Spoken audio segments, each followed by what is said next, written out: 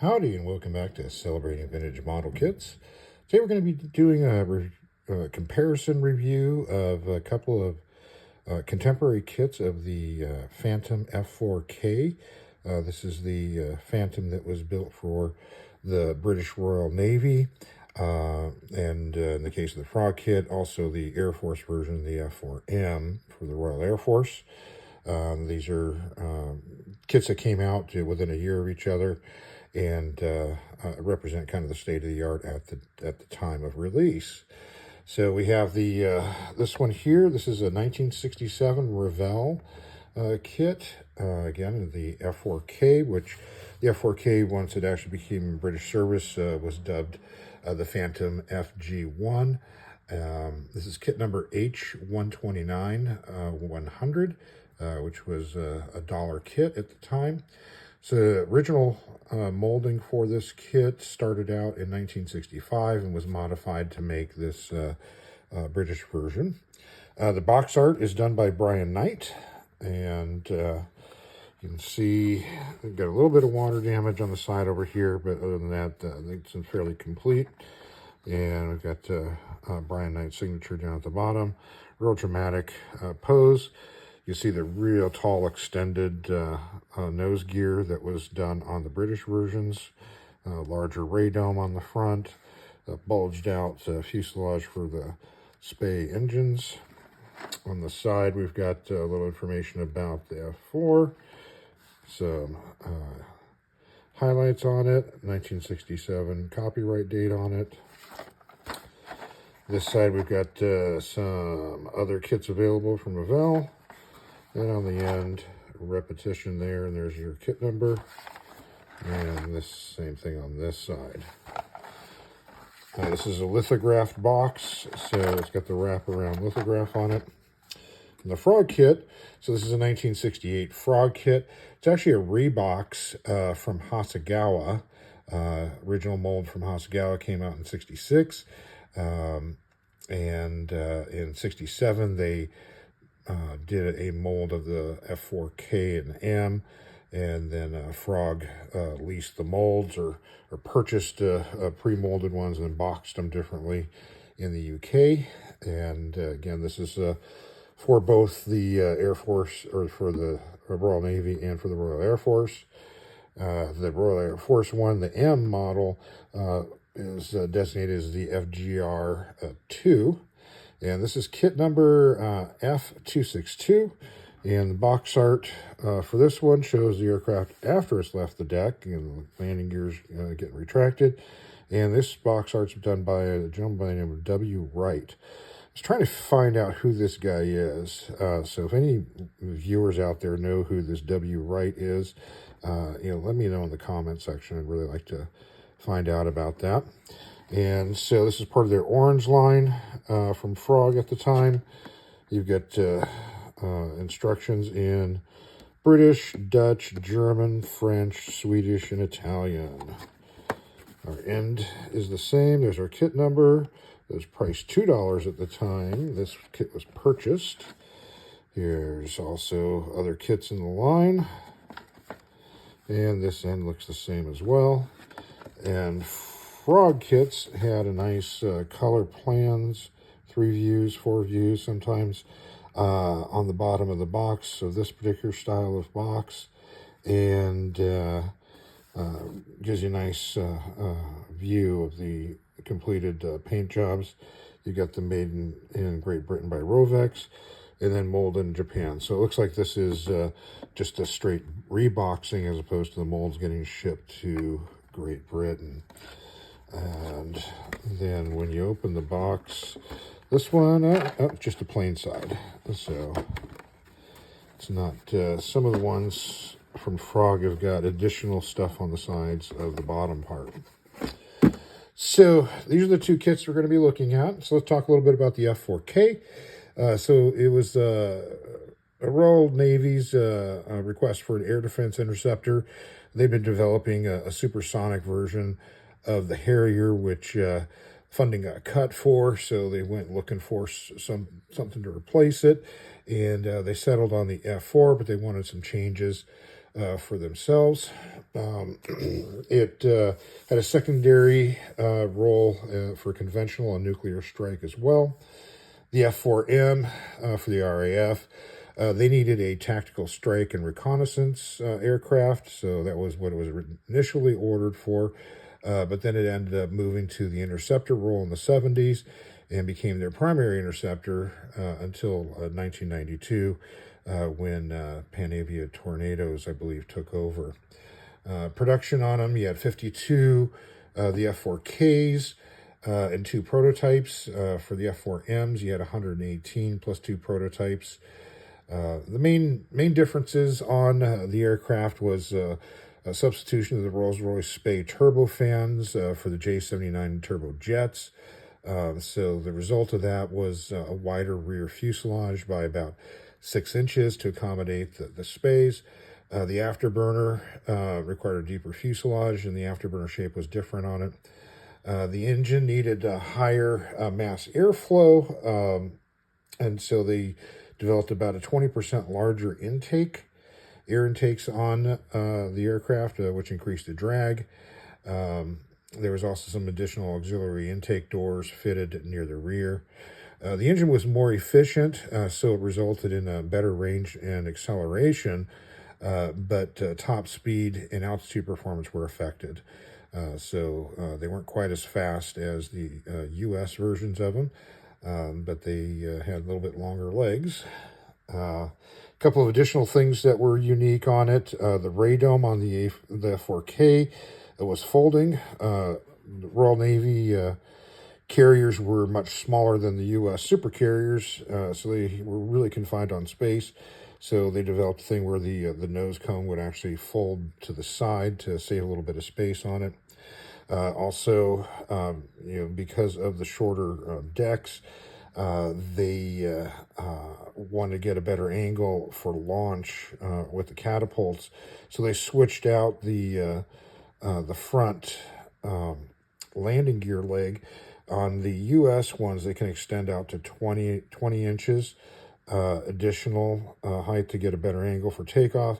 But on the Royal Navy ones, they extended it out to 40 inches. So that's why you see these really long nose gears on the aircraft that are about ready to launch and take off.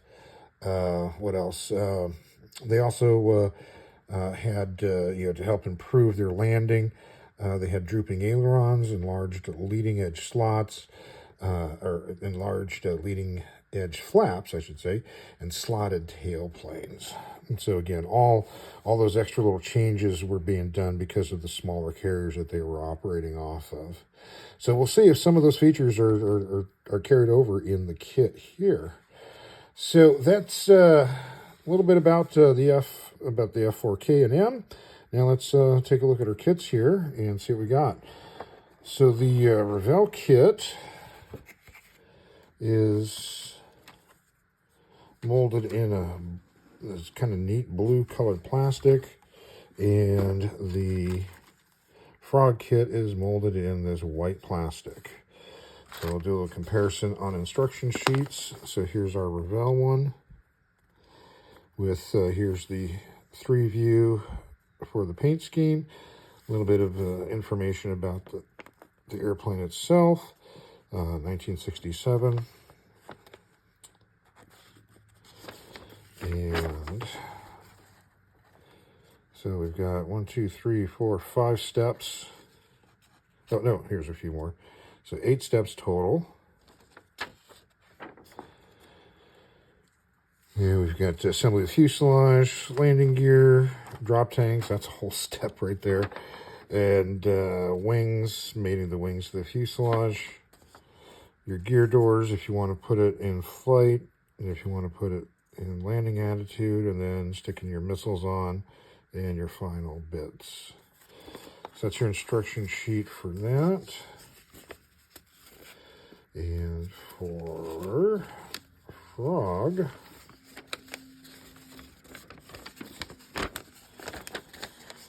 we've got a similar 8-step as well, kind of following along similar lines. order's a little bit different, but basically doing the same thing again, putting your fuselage together. Step 6 here. Here they're doing your gear and weapons first. Then mating the fuselage and the wings, and then sticking everything on the bottom. So it does not look like, I'm not sure if you've got an option of being able to put the gear up or down on this one. But you do have, looks like some speed brakes on this one that the Revell kit does not have. Back side of this is just a bunch of assembly instructions. And some pointers across the top on what the symbols for build mean. So there you go with those. And then decals. So we've got our Revell decals here and our Frog decals here. If you notice, they are the same number for the Royal Navy aircraft. So this is actually the first prototype for the F-4K, and this McDonnell was on the side of the aircraft. I was able to source some photographs of it, and there's also large, almost billboard-sized markings on the side that say "First RF-4K."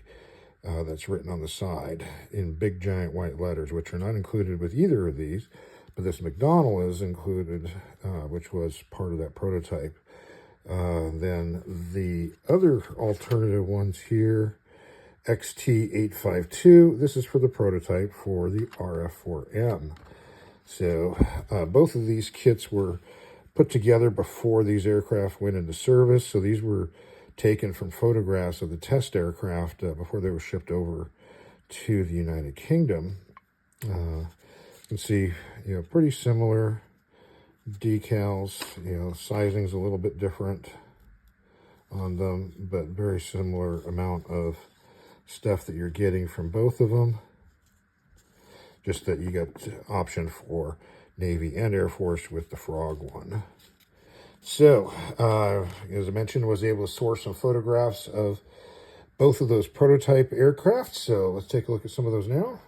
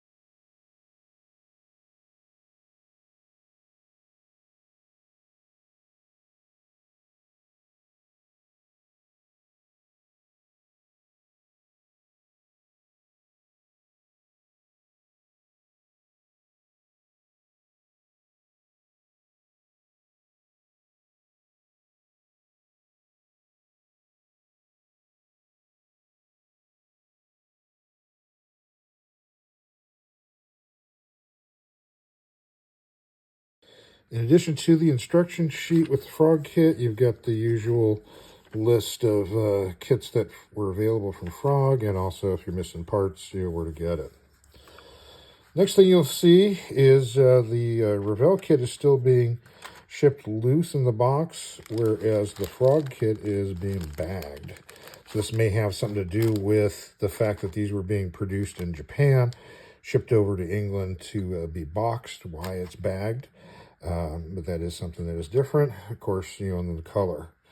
So let's take a look at what we got going here with the Revell kit.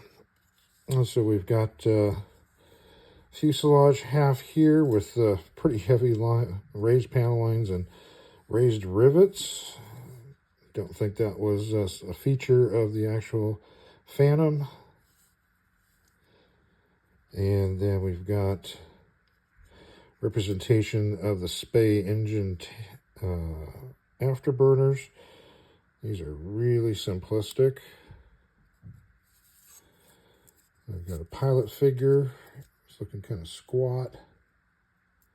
A little bit of detail. There's our landing gear. And this tree is the second half of the fuselage. Another figure. There's our gear door parts. Very minimal. Wheels are very minimal again. But similar stuff on this side.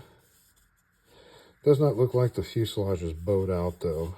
So here we've got our bottom half of the wing. Again, raised panel lines, raised rivets. There's our Sparrow missiles. Small bits here. Splitter for the intake. And something you notice here is that it's got molded on here, Revell of GB. So my belief is that the original F-4 kit was developed by Revell of Great Britain and then picked up by Revell US. So you'd think that Revell of Great Britain would have paid a little bit more attention to getting this right for the RAF Royal Navy version, but not really. You do have a spot here where you can cut out the slot for the stand. And then this tree has the top of the wings. Again, raised panel lines and rivets. There's your tail stabilizer. A little bit of flash around the edges of these. There's your drop tanks. Nose wheels. Nose wheel gear. There's our canopy with raised framing lines. That is a really thick canopy. A lot of distortion on this one. In fact, there's even like kind of a bulge or something there. It's got a real big dimple or something going on. Not the best canopy in the world. And then here's our cockpit tub. Very simplistic, but a little bit of something. Here's our vertical stand. And here's our air intakes. Again, rivets all over it. And our larger, shorter radome for the RAF version, or Royal Navy version. Okay, so that's the Revell one. Now let's take a look at the Frog kit, Hasegawa kit from the same period. And this is a sealed kit, so here's the trusty X-Acto blade. And be prepared for some 60s Japanese air.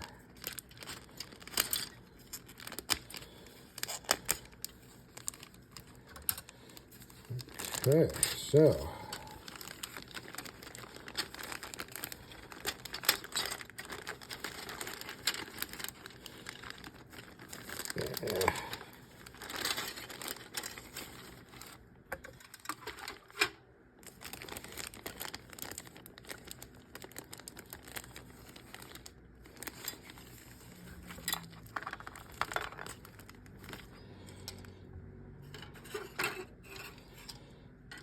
okay, so let's take a look at their fuselage. So this is pretty similar to the way that Revell has done it, with raised panel lines and extremely large rivet detail. This one does have a molded on nose. It appears to be the shape of the F-4K and M.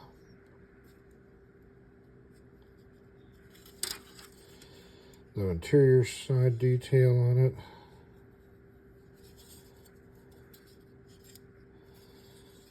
There's your fuselage. They're doing similar to Revell in the bottom wing. Only additional is the speed brakes, it looks like. I think those are speed brakes. But same thing again, raised panel lines with heavy rivets. And there's your tail. Similar again. Do get some additional ordnance and some bombs. Here's our splitter, a couple of sparrows. Here's our wing top surfaces. Similar again.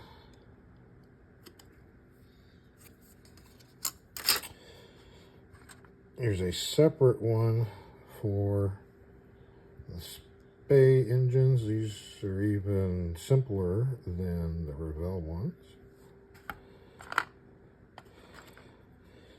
And final tree, we've got Ordinance parts, landing gear parts, cockpit tub that looks kind of similar to the cockpit tub from the Revell one, almost identical. Interesting. Then there's our pilots. Yeah, those pilots look awfully similar.